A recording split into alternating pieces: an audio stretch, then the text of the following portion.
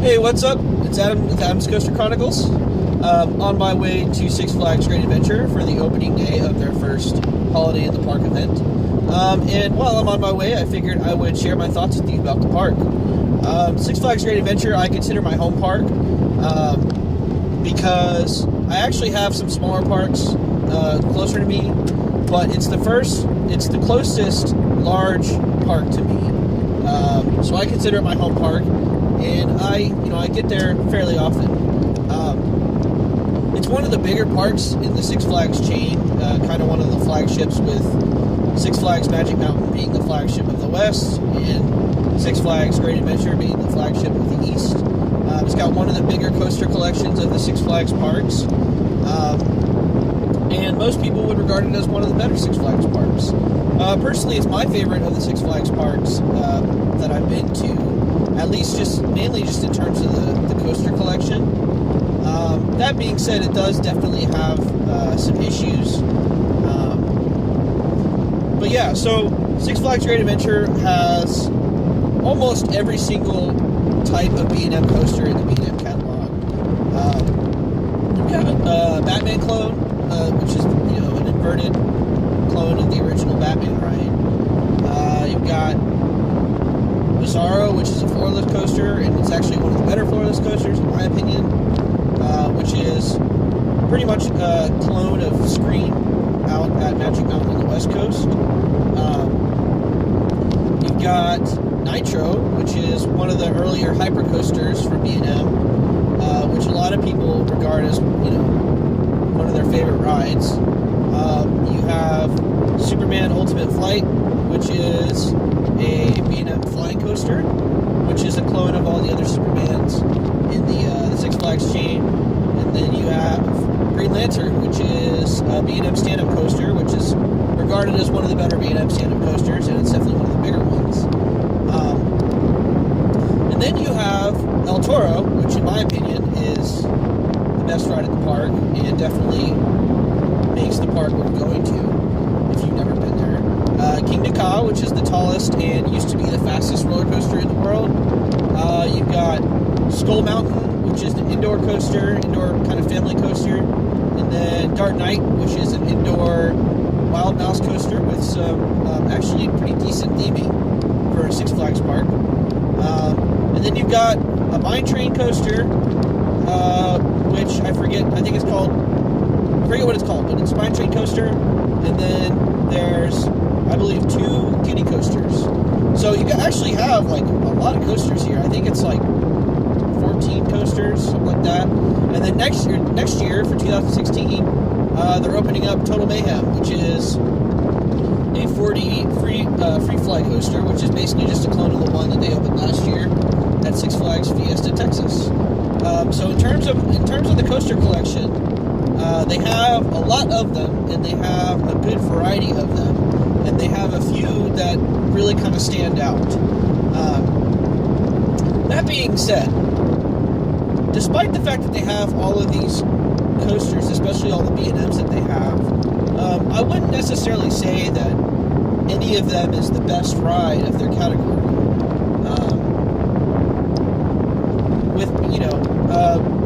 Because, first of all, you've got Batman and Superman are both clones, so you can really kind of get on those rides anywhere. And I don't know that they're necessarily the best clones of those rides.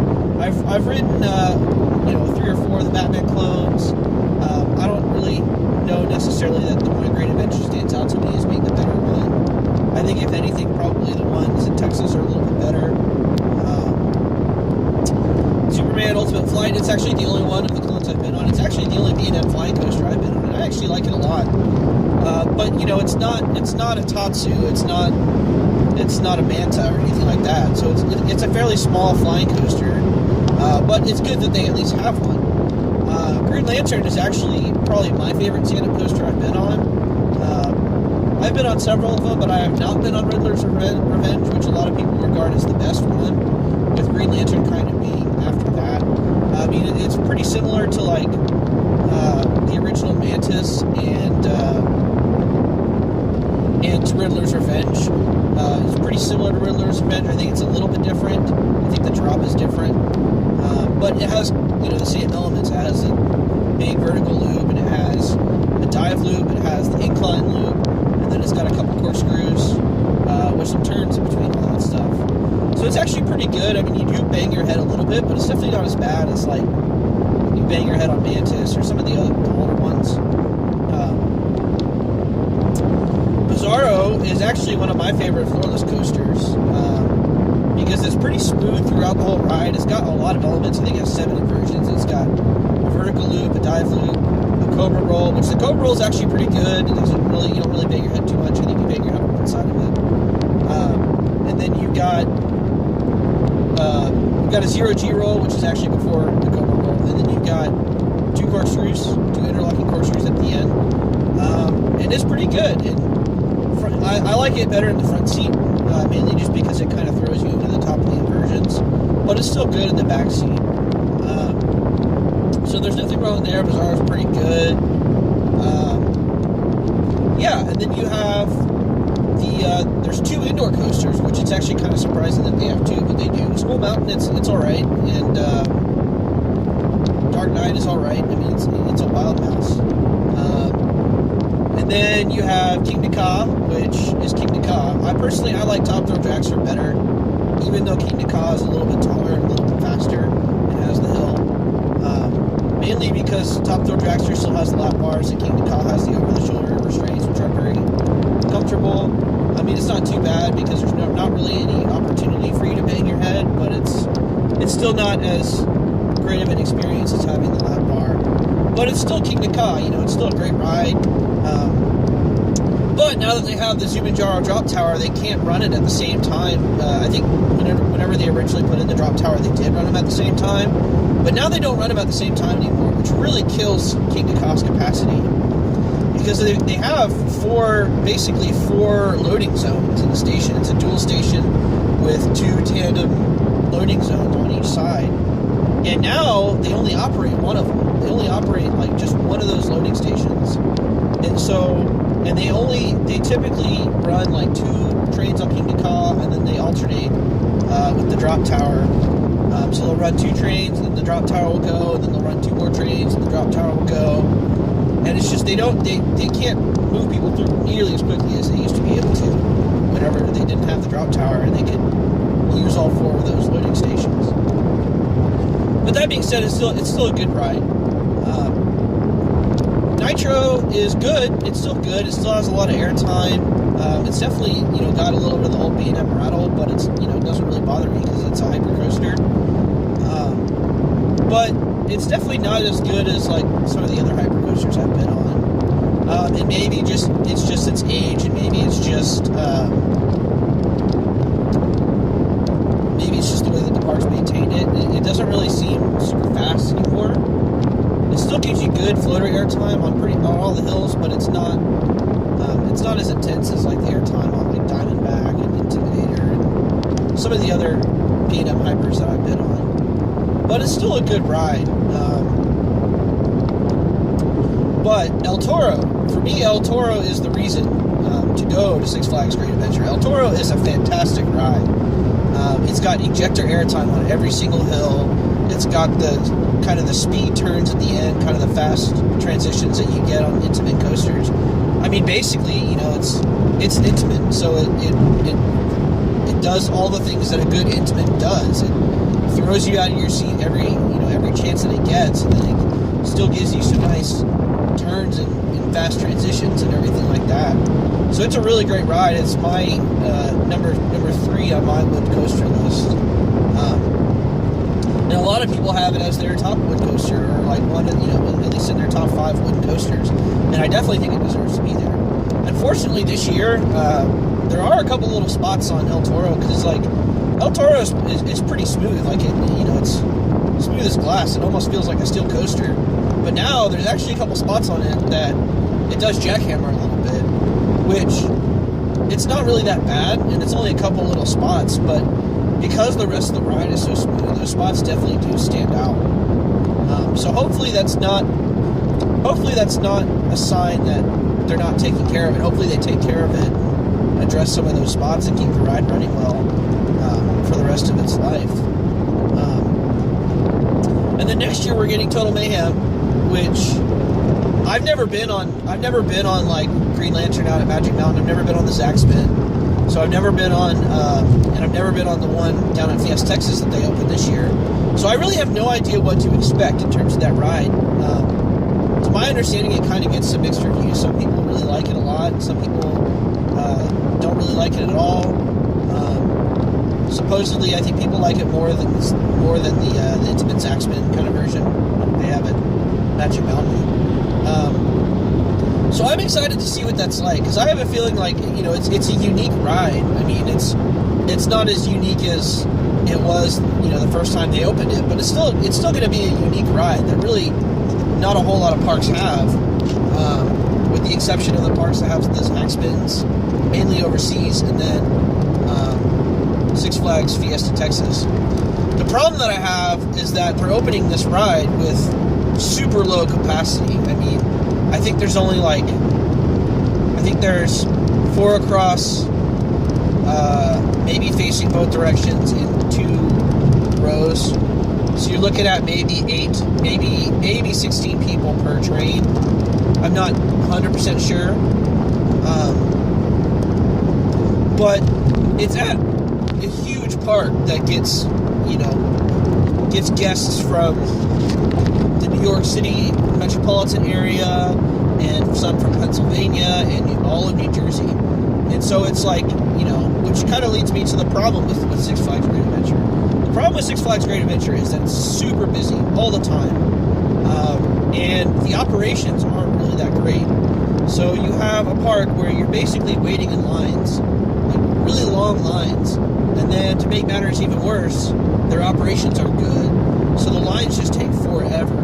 And even on days when the lines aren't that long, because there are days that you can go to Six Flags Great Adventure and not have super long lines. Like if you go during the middle of the week, kind of earlier in the summer, and if you go, actually the best time I ever went was when they opened for spring break. I went on the very last Sunday of spring break, like after they were open, and then they close again, and then they open again in May, typically is, I think, what they do. And I went on that very last Sunday, and that was actually by far the best day I've ever been in terms of lines, where I could get on rides like in 20 minutes or less, which at that park is really good. Because on most days, on a busy day at Great Adventure, you're looking at an average of 45 minutes for most of the rides, with the more popular rides being at like an hour and a half. And I'm sure it can get worse than that. And it's definitely not always like that. I'd say typically when I go, I've gone on a couple Saturdays, like later in the summer, and I've gone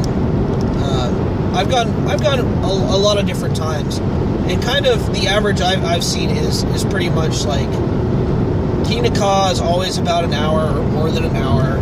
El Toro is always about an hour or more than an hour, unless you get on it like right at the end of the night, which is what I always do.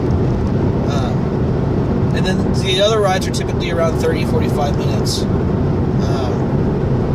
So that's the problem, is that you've got super long lines all the time, and the operations aren't very good. I mean, the last few times I've been, really pretty much every time I've been, they stack trains on every single ride. Like, they stack all 3 trains on Nitro for quite a while, usually. They stack all 3 trains on Bizarro. They stack both trains on El Toro, which the problem with El Toro is that they staple you in, and the computer won't let it go until all the restraints are down to its liking, which is always a problem, because they check the whole train, and there's always 1 or 2 seats they have to go back to. The other problem that I have with Great Adventure is that it's super spread out, and the layout really makes no sense at all. And there's a lot of dead space from rides that they took out a long time ago and haven't replaced, which I think they're working on. Total Mayhem, they actually took out 2 theaters for it,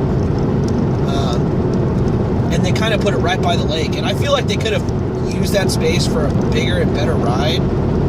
Maybe just waited and used that space for the next ride that they get, the next big ride that they get, because I feel like they kind of could have plopped this anywhere. I mean, there's plenty of spots. There's a lot of room by like where the chiller used to be.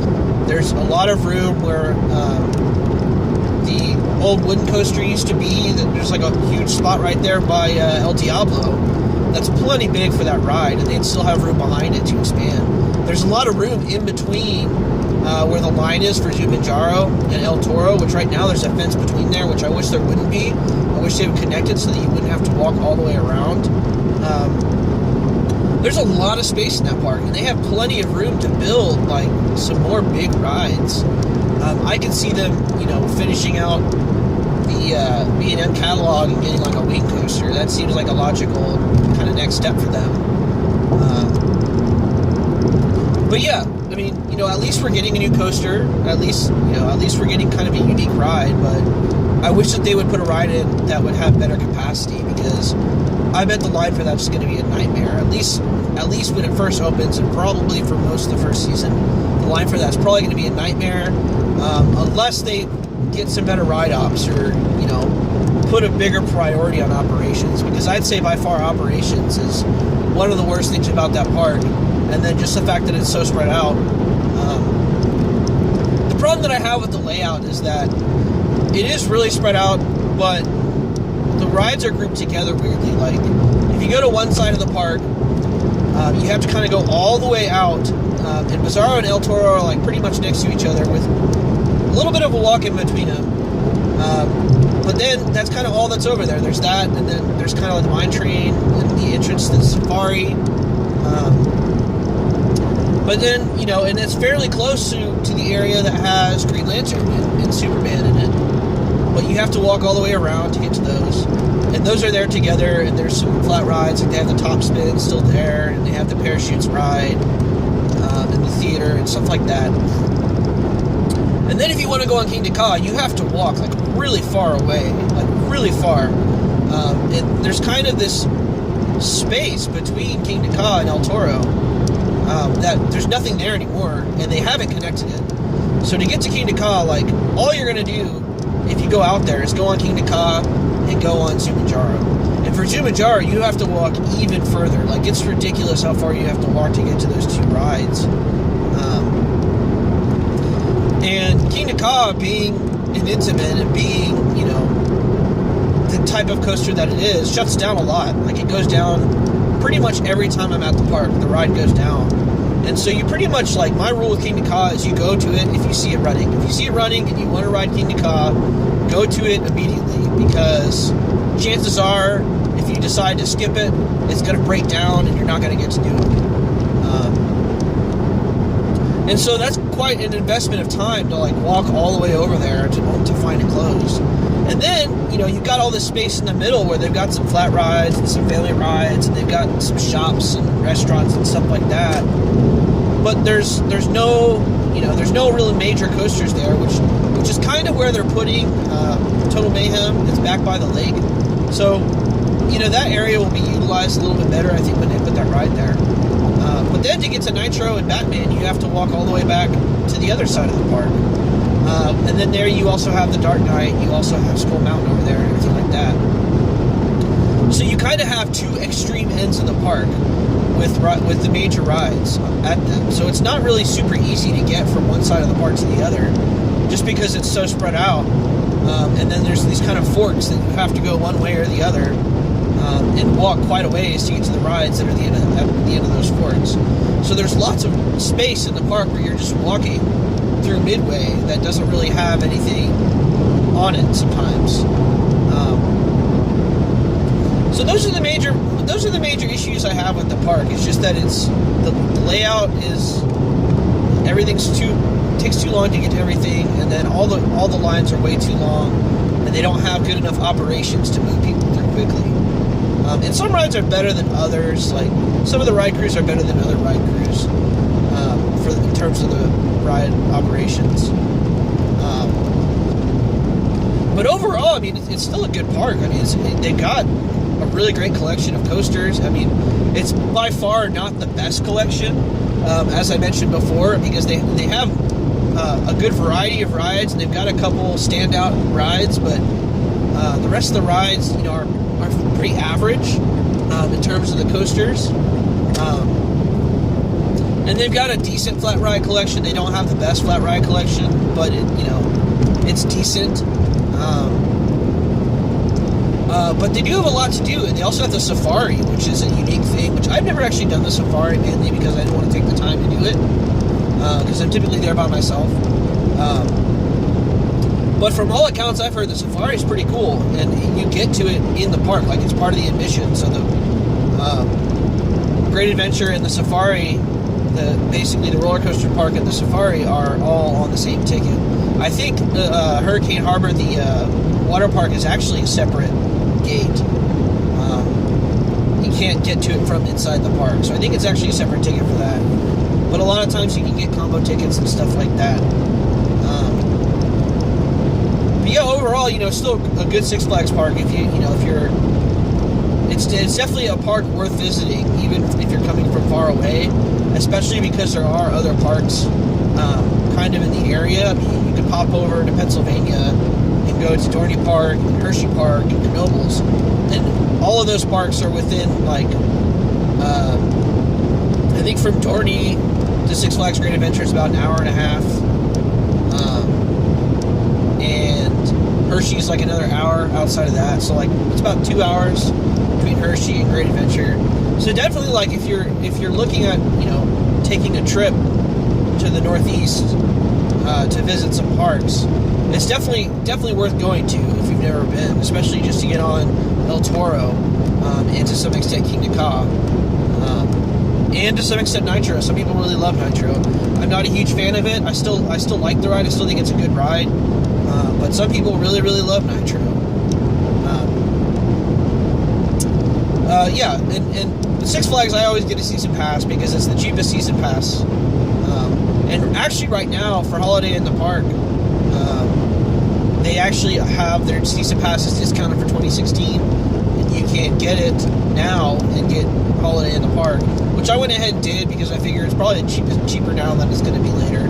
And I always opt for the Gold Pass. I always opt for the one that has parking because it's really not that much more to get the Gold Pass. And parking is like $25. At pretty much, I think every Six Flags park, it's $25, with preferred parking being like $35. And if you're going to go more than once, I mean, that pays for itself. I don't think the Gold Pass is much more than just getting a regular pass. But right now they have combo passes. You can get like a regular season pass, and it gets upgraded to a Gold Pass. And I think if you get 2 or more, it's only like $70 each, which is pretty good. For mine, it was $104, which is I think about what I paid for it last year, maybe a little bit less. But considering it said it was 35% off, that tells me that they're raising prices this year. So definitely recommend, if you're going to go to Holiday in the Park and you're planning on going again in 2016, you might as well go ahead and buy your season pass. But yeah. So Six Flags Great Adventure, my home park, pretty good park. Not my absolute favorite park, but probably my favorite Six Flags park in terms of rides. I don't think it's my favorite Six Flags park in terms of everything else, but I think in terms of the coaster collection, I think it is at this point. I have not been to Magic Mountain. I have not been to Great America. I haven't been to... There's a lot of Six Flags parks I still haven't been to.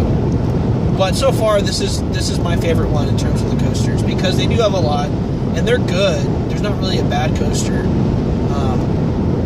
But, most of them are fairly average. But yeah, Six Flags Great Adventure, I'm almost there. And definitely worth a visit if you've never been there.